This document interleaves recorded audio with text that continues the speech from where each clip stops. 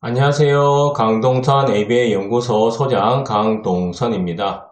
자, 오늘 제가 준비한 부분은 행동 형성이라는 겁니다. 저희가 쿠퍼 책에 보면은 조형이라는 말로 나와 있고요. 또 다른 책들을 보면 행동 형성, 행동 형성법 이런 형태로 나와 있습니다.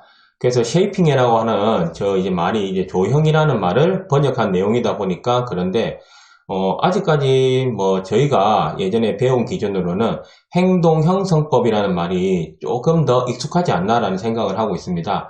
하지만 저희가 시험을 준비하고, 그리고 때로는 현장에서 활용을 할 때 여러 가지 용어에 대해서 우리가 통일된 이런 생각을 가지고 있어야 되거든요.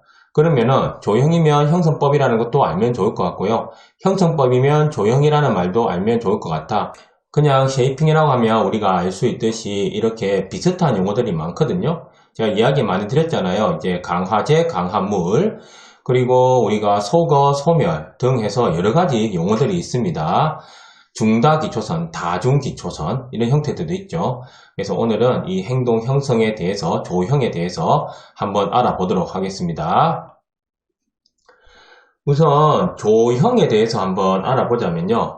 새로운 행동을 습득하는 겁니다. 우리가 그 행동 형성하고 조형이죠.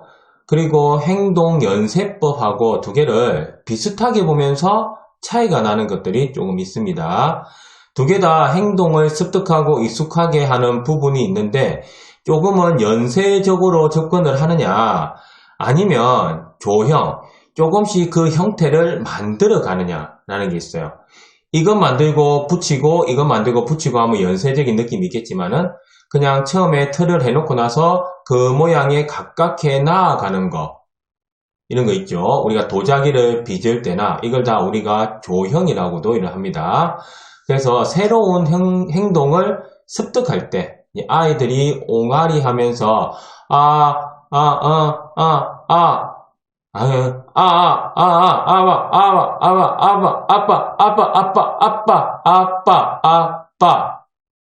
자, 아빠라는 말을 가기 위해서 이게 연쇄적으로 갔다는 느낌보다는 조금씩 아빠의 근사치가 되어나는 행동들이 만들어진다라는 겁니다. 그래서 우리가 보통 언어를 이렇게 배울 때 있잖아요. 약간은 조형적인 느낌들이 상당히 많고요. 여러 가지 우리가 목표를 달성할 때도 이 조형적인 느낌들이 많다라는 겁니다. 그래서 새로운 행동을 습득할 때고 종착 행동에 대한 연속적 접근을 체계적이고 약간 오타가 있네요. 차별적으로 강화하는 방법이라는 겁니다. 그럼 우리가 여기서 이 내용들 한번 볼게요. 우선 이 종착 행동이 뭐냐라고 하면은 말 그대로 우리가 여러 가지 목표를 나눈다고 했잖아요. 근데 마지막의 행동은 뭘까요? 마지막의 행동은 우리가 본래 원했던 행동입니다. 아까 아빠라고 했죠. 아빠라는 그 정확한 말이 종착 행동이라면 그 전에 여러 가지 단계들이 있지만은 우리가 이 마지막 종착 행동을 하기 위한 그런 과정이라는 겁니다. 그걸 알고 계셔야 되고요. 그리고 차별적으로 강화한다고 되어 있습니다. 차별 강화에 대해서 잘 아시죠? 누군가는 차별 강화가 강화와 벌의 조합 같이 이렇게 해석을 하고 그것을 이제 적용하는 분들도 계시던데 차별 강화는 정확하게 말하자면 강화와 소거에 대한 연합이라고 제가 이야기를 했고요. 저의 강의 중에서 차별 강화에 대해서 한번 보시면 정확하게 아실 겁니다. 아무튼 이 종착 행동을 가기 위해서 차별 강화의 형태를 간다는 겁니다. 종착 행동, 안 그러면 우리가 나눠놨던 과제 분석을 통해서 나눴던지, 안 그러면 우리가 목표로 했던 중간 단계들이 있을 겁니다. 그 과정에서 우리가 원하는 행동이 나올 때는 이제 강화를 해주고, 그렇지 않을 때는 소거한다는 거죠. 아빠 하면서 하는데, 처음에는 아마 해도 어릴 때는 너무 좋은 거예요. 아빠라고 했어 하면서 우리는 너무 좋아합니다. 그러면서 강화를 해주죠. 관심을 보여주고 신체적으로 이제 여러 가지 많은 즐거움을 주는 감각적인 우리가 강화하고 그리고 사회적인 강화 여러 가지를 보여주게 됩니다. 그렇게 하다 보니까 그 말을 더 자주 하게 되는 거죠. 강화를 받아왔다는 겁니다. 근데 어느 순간 보니까 나이가 더 올라가면서 아니고 다른 아이들은 아빠 한다는데 우리 아이는 그것도 안 하네 했는데 이전에는 아라고 했을 때 막 즐거워해 주던 이런 강화적인 요소들이 이제는 할 때는 아무런 아니 아빠 아빠 해봐 이렇게 합니다. 다른 행동을 또 이야기하죠. 아 해봐 이렇게 한다든지 그런 근사치에 있는 행동들을 이야기한다는 겁니다. 그러면 어쩌다가 아이가 그렇지 이 잘하는 거야 하면서 이때에 대해서 강화를 해주는데 그 이전에 강화를 받아왔던 행동에 대해서는 강화를 해주지 않는다는 겁니다. 강화제를 주지 않는다는 거죠. 그렇게 해가지고 새로운 행동에 대해서는 강화를 해주고 이전의 행동에 대해서는 소구를 함으로 해가지고 우리가 말하는 종착 행동에 다가갈 수 있도록 한다는 겁니다. 그러기 위해서는 차별 강화를 적절하게 잘 사용해야 된다는 거고요. 그리고 우리가 여기에서 가장 중요한 거는 이 연속적 접근에 대해서 정확하게 파악을 해야 되는 것 같아요. 과제 분석의 형태로 되기는 하는데 우리가 연세에서 하는 과제 분석하고 꼭 같지 않을 수는 있어요. 근사치에 대한 과제 분석이라고 보시면 되거든요. 자, 그러면 연속적 접근에 대해서 어떻게 나누고 어떤 부분에 대해서 강화를 하는지에 따라서 정말 이거는 이제 조형이 될 수 있느냐 없느냐가 나오게 되는 겁니다. 방법적인 면에서 종착 행동 가기 위해서 차별 강화를 한다는 건 아시겠죠? 근데 이 과정을 어떻게 겪어 나가느냐에 따라서 이게 성공하냐 못하냐의 차이라는 겁니다. 그래서 연속적인 접근, 이걸 정말로 체계적으로 잘 해줘야 된다는 부분이거든요. 그러니까 아까 아에서 아빠 해야 이제 해줄 거야 하는데 이 과정이 아닌 거예요. 다음에 아와 아와 여기 강화해줘야지 이런 식으로 우리가 자연스럽게 하는 부분도 있겠지만은 우리가 계획적으로 하는 부분들도 있습니다. 이렇게 연속적인 접근에 대해서 할 수 있게끔 이렇게 우리가 강화를 해주고 차별적인 강화를 해줘야 이게 성공을 하지 너무 과한 목표가 되거나 너무 안 그러면은 기존의 것만 고수를 해버리면요 발전이 없거나 안 그러면 포기해버리고 안 하려고 합니다. 그래서 이 과정의 방법들을 정말 신중하게 잘 선택하셔야 된다라는 내용이고요. 그러면 조형의 예를 아마 들어볼게요. 여기에 행동의 형태라는 부분이 있죠. 그리고 빈도가 있습니다.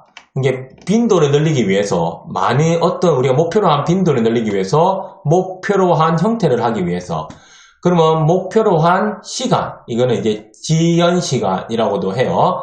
자극이 있고 반응이 있을 때에 일어나지 않는 시간 있잖아요. 이걸 지연 시간이라고 합니다. 지속 시간 아시겠죠? 어떤 행동을 하고 그게 끝날 때까지의 시간, 진폭, 규모, 우린 강도 또는 힘이라고 하죠. 자, 이런 부분들이 나와 있다라는 겁니다.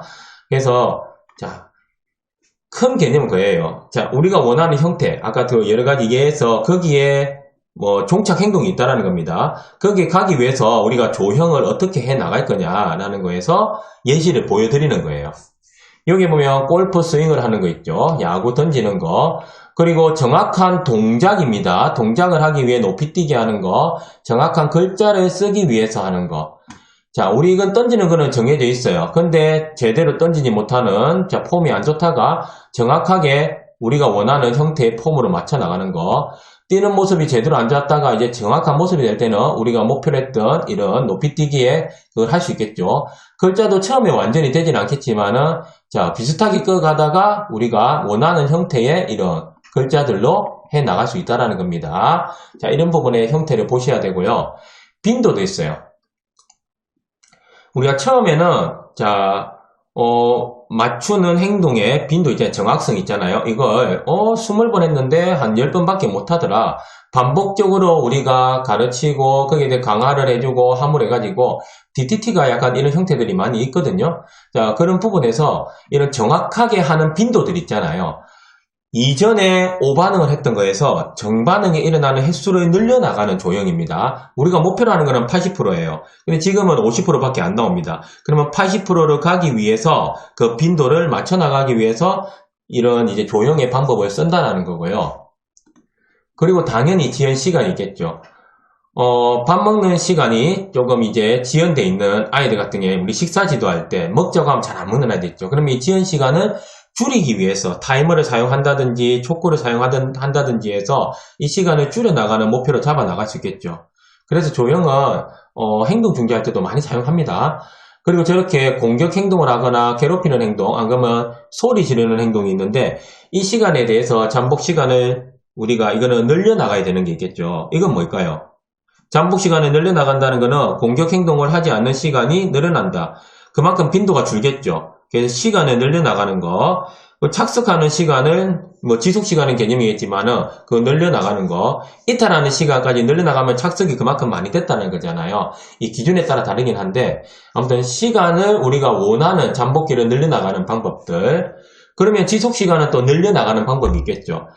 착석을 해서 학습하는 시간 늘려나가는 거. 10분 정도만 집중해서 하더니 이제는 20분? 아니면 15분, 20분 이렇게 하더라. 거기에 따라서 조형을 만들어 갈 수 있다는 겁니다. 그러면 잘 만들어야 되겠죠. 10분에서 11분 가든지 아니면은 10분, 15분, 20분. 이거는 학생, 아동에 따라서 그 연속적 근사치 접근을 어떻게 해 가느냐에 따라 다릅니다.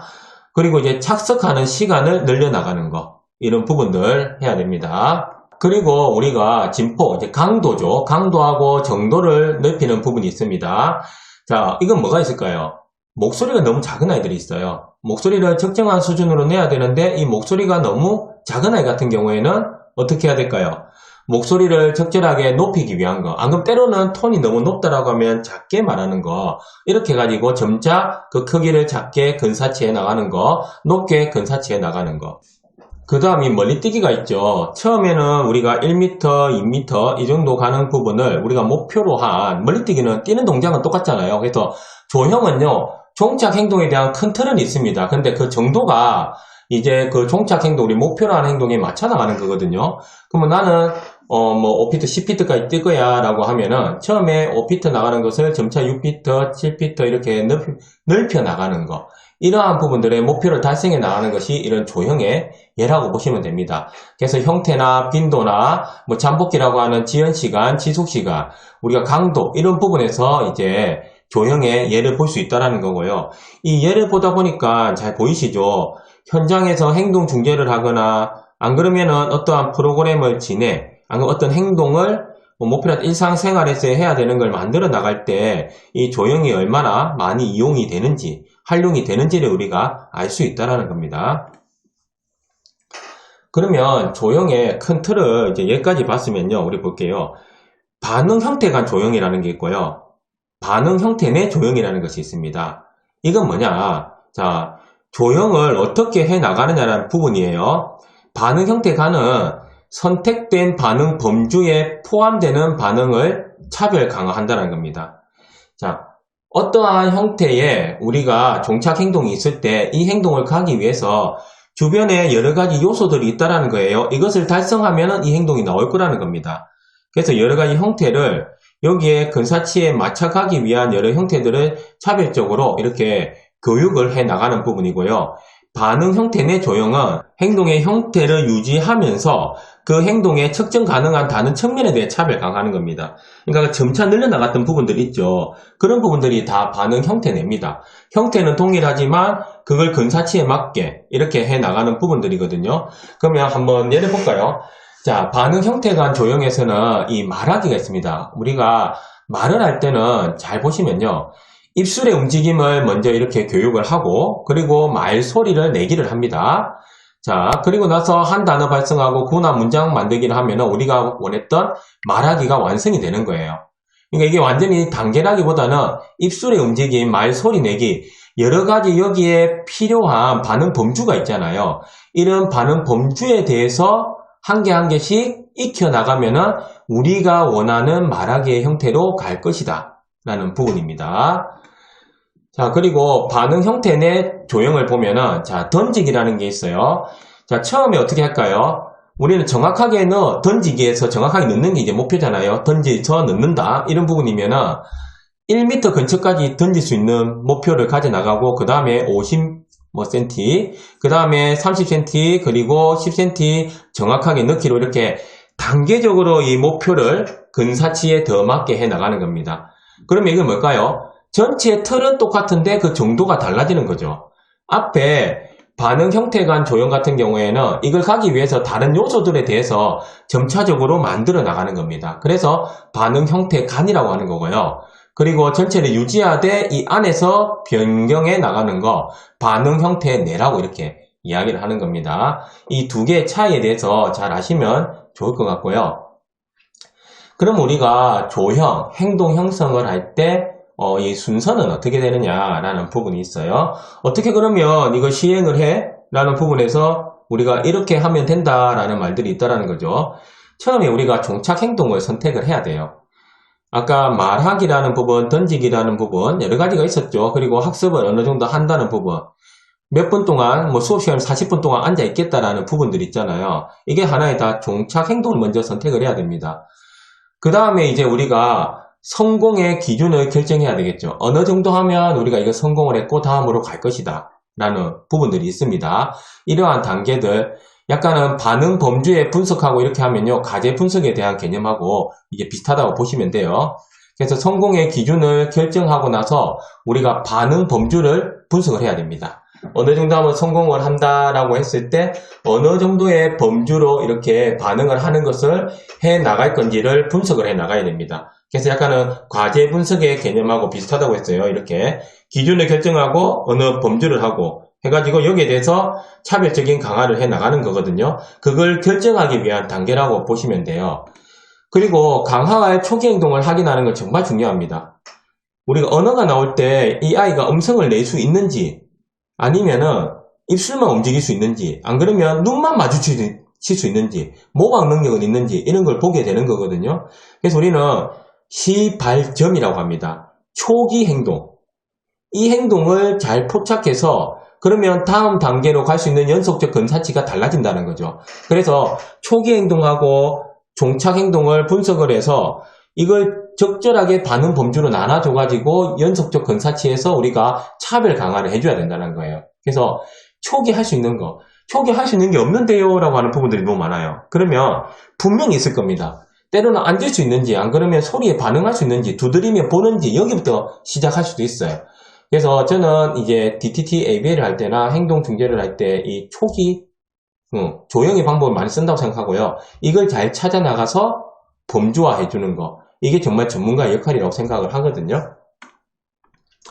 그리고 방해되거나 관련 없는 자극을 제거해 주는 거 당연하겠죠. 자, 이런 부분들. 그리고 점진적 단계로 진행을 해 나갈 겁니다.